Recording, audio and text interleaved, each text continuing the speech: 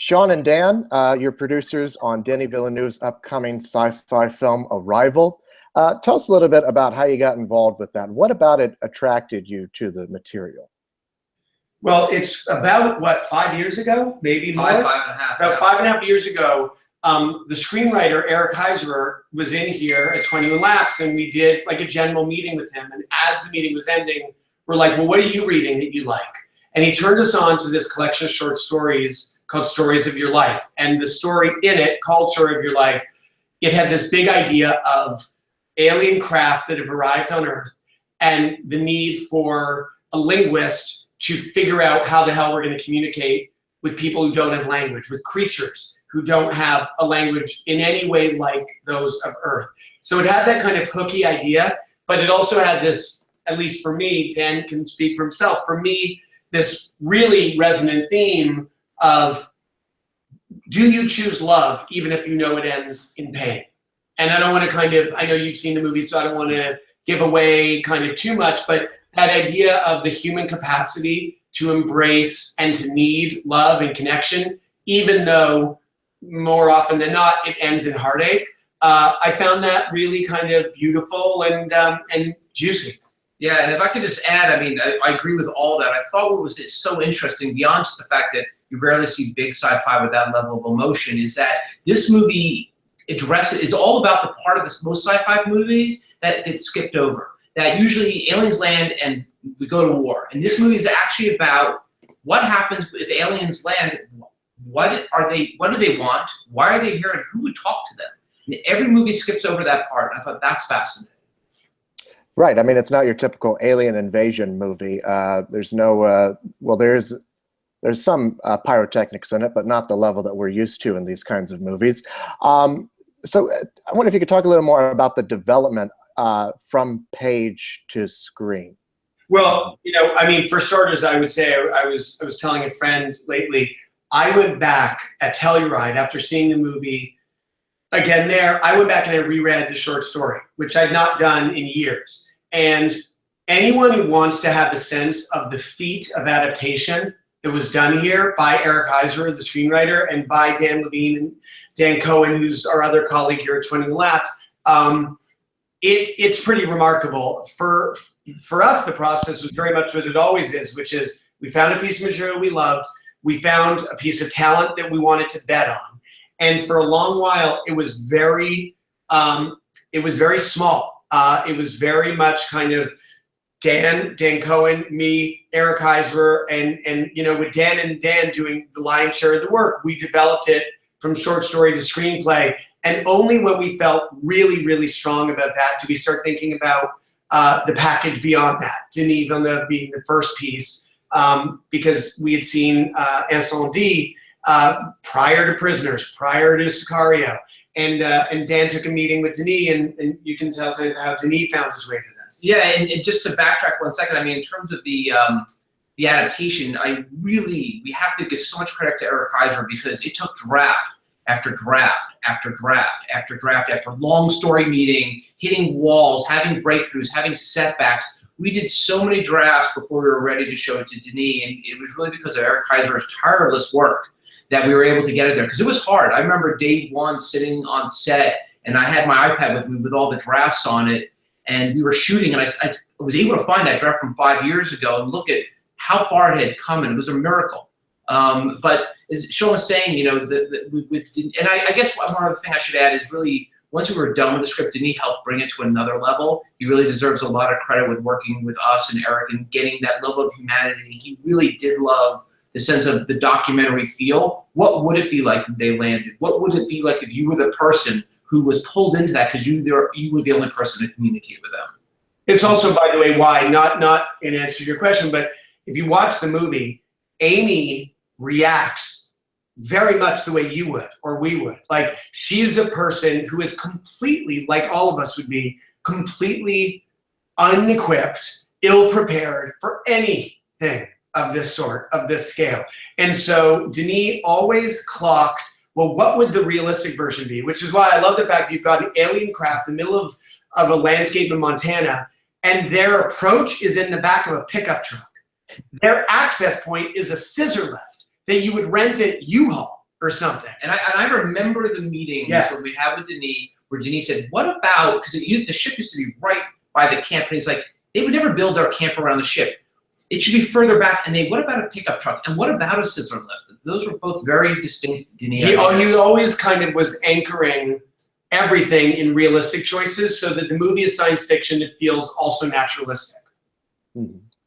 And how do you guys as producers help facilitate that vision? I mean, Shawn, you're a director. You've directed quite a few films. Is it a little bit of treat others as you would want to be treated, or? 100%, man. In fact, I was just explaining that earlier today. Is more than most production companies, 21 Laps is going to treat directors with respect and empowerment because that's how I expect to be treated. When I direct, I want the support of my producers. I want their opinions. And I want their help in getting what I need and want onto the screen. But I want to feel empowered, and I want to feel like it's my vision that will ultimately set the course. So whether it's an experienced filmmaker like Denis or the Duffer Brothers on Stranger Things, it doesn't really matter. We're going to treat all directors at 21 Laps with respect.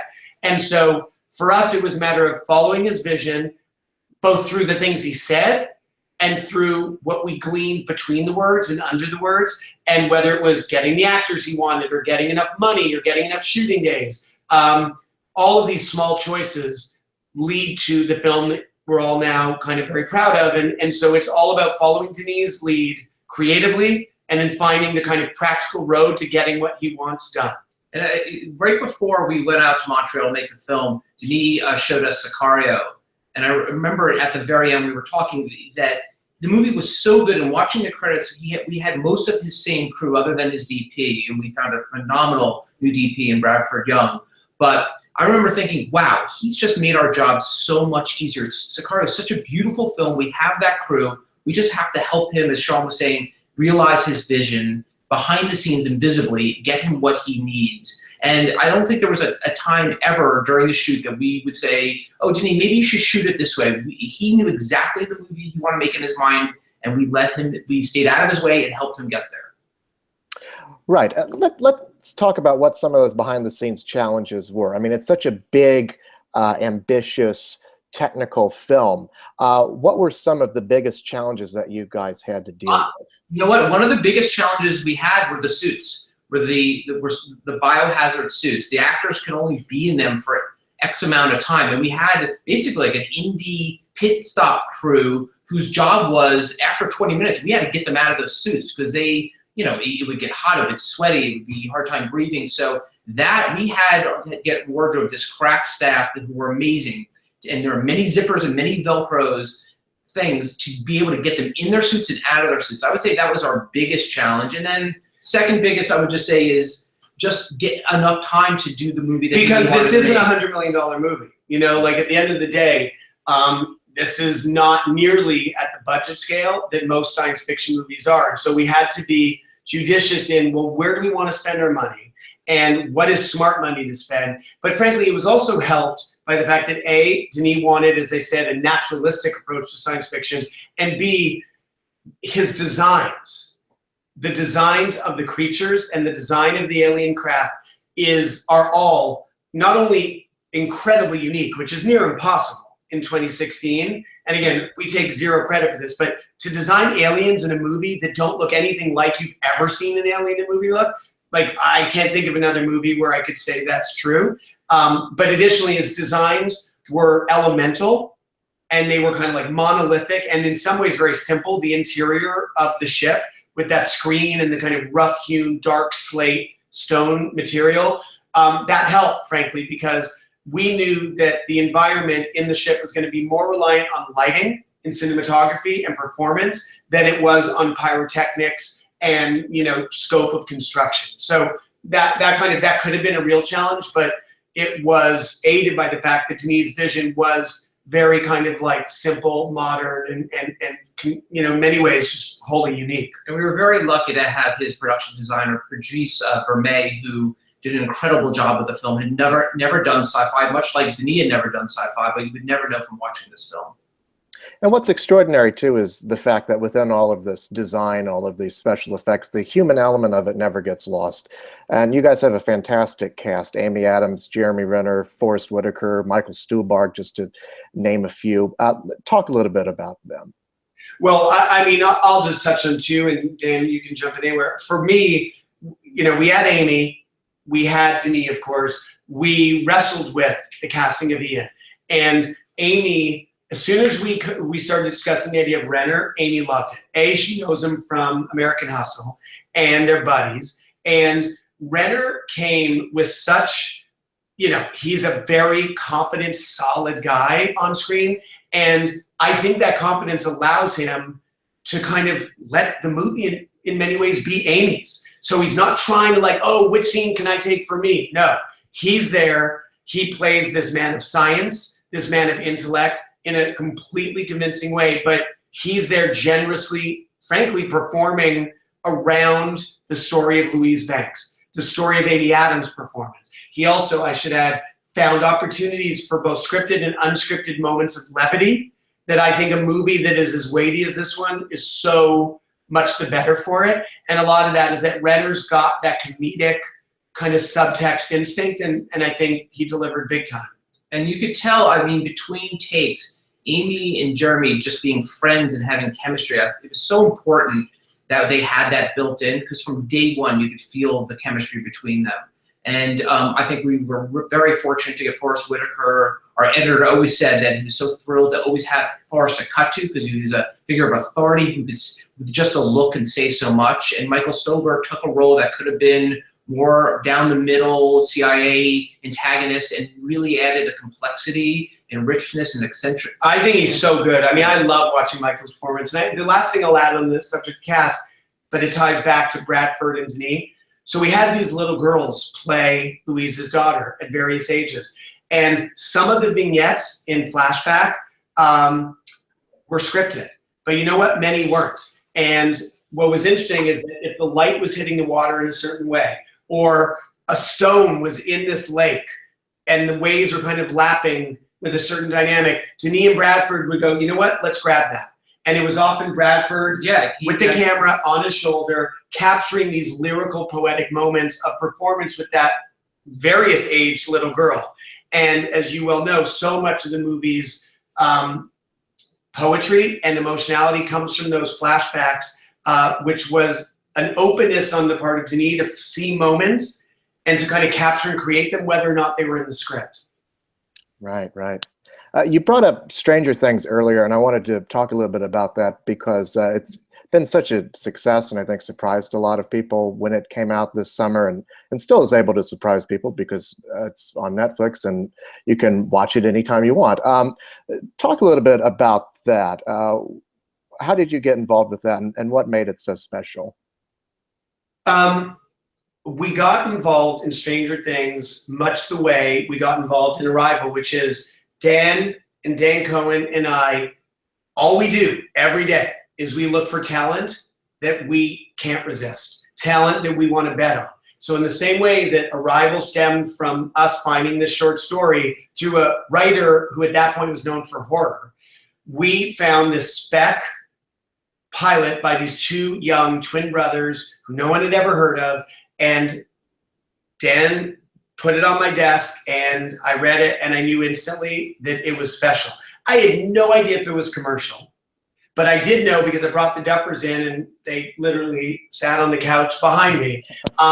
And in the same way that I knew the script 3 pages in, I knew I was in the hands of real writers. 5 minutes into talking with the Duffers, I knew that they were real and complete filmmakers. They're humble, but they're incredibly, they're very confident. They know how to do this. They were ready to do this when they were 8, 10, 15, 20, 25 years old. And they wrote this script because they didn't know how else to kind of carve out their own path. And I read it and I brought them in and I said, look, I love this thing. I'm sure there's producers who on paper might be more genre appropriate because again, I knew about Arrival, but they didn't. This was a year ago. And so, you know, if you know me and my credits, a lot of them are comedic and more family friendly. And I go, you know what? I get this thing and we do the work and I'm going to put it on my back and we're going to bring it into the world. and we walked into Netflix. That was our first network pitch together, me and the Duffers. We sold it the next day. And we said from the get-go, no one's going to direct it except the Duffers and me. It's a tiny, tiny creative team. No studio, no other production company, just us here at 21 Laps, which is itself a small company, and Netflix, like 2 executives at Netflix who we talk to all the time. But other than that, there's not that big a group, and that's why the show is exactly what we said it would be. That being said, the outcome and the kind of phenomenon that we're experiencing now was, I mean, in our wildest fantasies, we didn't envision this. And it's, by the way, making season 2 a lot more pressure filled. I was going to say. So thanks for that, world. I think what was so extraordinary about it was that, I mean, it gets the 80s nostalgia thing down just right, but it's also its own thing. You know, it's not totally reliant on your knowledge of those films. I mean, it exists on its own. Well, the goal with it was very much, frankly, it was very similar to the goal with Arrival. On the surface of it, Arrival, alien invasion. Stranger Things, 80s nostalgia piece. But what we knew is that both were character anchored above all else. So in Arrival, it might have that hooky sci-fi premise, but that is the journey of Louise Banks from kind of isolation and emotional parochialism to kind of an openness to love and to connect. It was always about her character. Similarly, the 80s setting in Stranger Things, it was never about irony. I mean, that's what I kind of find really remarkable is at first we were like, it's 80s as part of this craze of retro 80s, kitsch. We don't mean it with a wink. We use the 80s as setting, but it's about Mike Wheeler, Will Byers, Dustin, Lucas, Joyce, Hopper. It's about the people on that screen. And we're trying very much to kind of honor that as a hallmark of everything 21 Laps does, is characters first, everything else second. And right now it feels like it's going okay. Yeah, and it was very cinematic as well. I mean, it felt more like an 8-hour movie than something for television. That was literally in our opening pitch, and they were like, so you're pitching us? I'm like, we're actually going to think of it as an 8-hour movie. You can cut it up where you want. And in the end, we decided where we wanted the episodes to break, but it's why we didn't want a lot of directors coming in and doing one at a time. We wanted it to feel of one piece. And so very much an 8-hour movie was the model. Mm-hmm. So what have you guys got coming up that you're really excited about? Why him? Yeah, I mean, so we got Arrival on November 11th. Then right before Christmas on December 23rd, we have Why Him, which is another piece that we developed here in-house at 21 Laps. And it's John Hamburg, who wrote Meet the Parents, wrote and directed Along Came Polly and I Love You Man. It's written and directed by Hamburg, and it stars Bryan Cranston and James Franco. And it's called Why Him, and it's basically Cranston's daughter, played by Zoe Deutsch, is a Stanford student, and Cranston meets her nightmare to all fathers boyfriend, James Franco, who is like a tech, rich dude, like tatted up, and just every father's nightmare, basically. So that's like an R-rated comedy at Christmas. Then first quarter next year, we have Table 19 from Fox Searchlight, and that's the loser table at a wedding. It's the table of people who should have RSVP'd no. And that's Anna Kendrick, June Squibb, Craig Robinson, Stephen Merchant, Tony Rivellari, a lot of great people. And that's kind of an ensemble blended tone kind of piece. Then President's Day weekend, we have Fist Fight, which is New Line, another R-rated comedy, and that's Ice Cube, Jillian Bell, Charlie Day, and Tracy Morgan. And now there's 3 movies that are right now in production, one of which is called Kodachrome, and that's, am I going too fast, by the way? Should I just shut up? But do you want to talk about Kodachrome just so I can stop hearing sound of my own voice? Kodachrome, it's amazing. Here, I'll just hold this up since it happens to be right here. Describe that, Dan. The interesting thing is that we were developing this one the same time around Arrival, another one of those 5.5-year labor of loves. And Jonathan Tropper, we read an article in the New York Times about the last Kodachrome plant in the world shutting down. It just happened to be in Kansas. And the story was about all these people from around the globe with their undeveloped film converging on this town before Christmas, before it shut down. And it's an amazing true story. We gave it to Jonathan Tropper, who wrote This Is Where I Leave You with Shawn directing. He's an amazing novelist. He wrote a beautiful script that, you know, had many starts and it starts in falling apart and putting it back together and falling apart. We eventually found the right director, Mark Rosso. We got a great cast. It's Ed Harris, Jason Sudeikis, and Elizabeth Olsen. So that just wrapped. We start shooting. Literally, I have all these show and tells, which I can do because we're hanging out. Then I have Ken. And again, kind of consistent with, I guess you'd see a theme here. I mean, Ken, by the way, is very much another science fiction character-based drama. There was a short film called Bagman. We found the short film. We brought the guys in. They're weirdly also twin brothers, like the Duffers. They're called the Bakers. And they had the vision for how they wanted to develop this short film into a feature. And so now we start shooting Monday, and that's James Franco, Zoe Kravitz, this kid we discovered named Miles Truitt, Jack Rayner, and Dennis Quaid.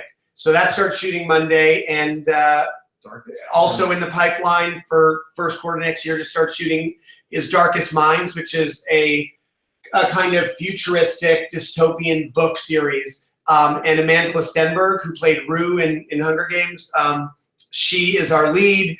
And Jennifer Yu, who is this amazing emerging director who's worked in animation. This is her live action debut. We'll be making that here for Fox. So just kind of like a little busy, and a little kind of schizophrenic, but one person's schizophrenia is another person's eclecticism, I guess. And the goal all along was to produce the kinds of movies we'd love to see. And we like to see different kinds of movies. It's not just comedies, it's not just dramas. And so anything that's irresistibly compelling to us, we're going to back it, and we're kind of finding ways to get a lot of stuff made. So it's been exciting days for sure. Absolutely. Well, thank you both so much, and congratulations on Arrival and Stranger Things and all of your upcoming projects. Thank you so much. Thanks. Nice chatting with you. Nice hanging out. Nice hanging out. Thank you. Bye. Bye.